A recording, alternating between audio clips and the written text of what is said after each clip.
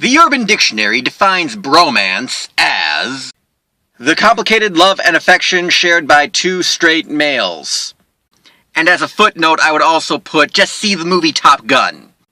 So, Sourcefed Movie Club, how you doing? Today's movie for the Sourcefed Movie Club is another classic from the 80s, 1986 actually, directed by Tony Scott, Top Gun, starring Tom Cruise and Anthony Edwards.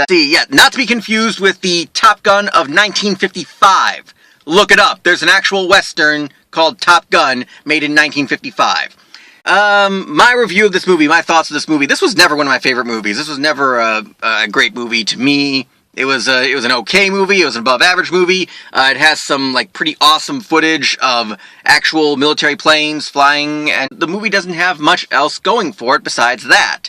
The movie has lots of F-14s, F-16s, F-18. I don't know what the fuck they are. I don't know a thing about planes. The acting is okay. The characters are, not completely two-dimensional.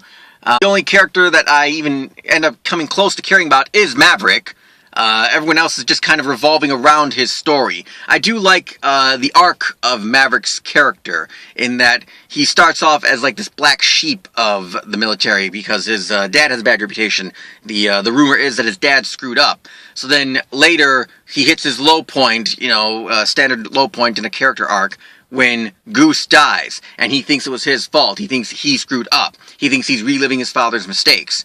And then Viper tells him, no, your dad did not screw up. Your dad your dad could have left the fight. Your dad could have run for it. He stayed in the fight when he could have gotten out.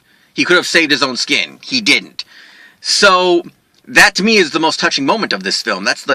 To me, that's actually the big tragedy of this film. Everyone gets choked up about Goose dying. To me, what's really tragic about this film, the most tragic element of Maverick's character, of what Maverick goes through, is that Maverick lived most of his life with this bad rumor surrounding his father's reputation.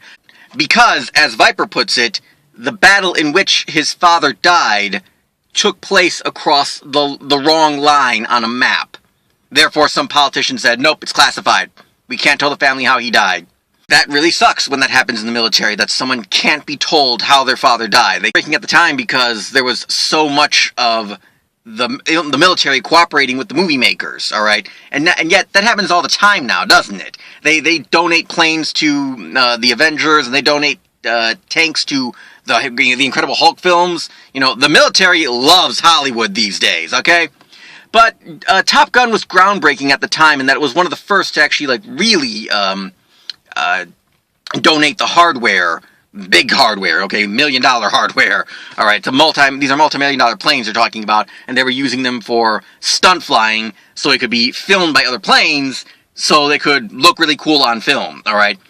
And really the tragedy there is, while the footage does look pretty good, I, as someone who doesn't know how planes work, really can't track what's going on.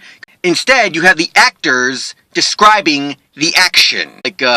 Ice, look out, there's one on your tail! Mav, you gotta look out, there's one coming around behind you! Mav, we gotta get out of here, he's coming around, Then Maverick's saying, oh no, I'm not going, I'm not leaving my wingman. It's we don't see the planes doing this shit, we just hear the actors talking about it. Which is kind of a dumb way to present action, but this movie was doing the best that it could with lots of awesome, military cooperation. So if there's one reason to see this movie, it's that you're really into planes and military and aerial dogfighting. Understand it though, that for ladies, the number one reason to see this movie is the volleyball scene. Yeah, that scene went down in history as the number one reason to see this movie.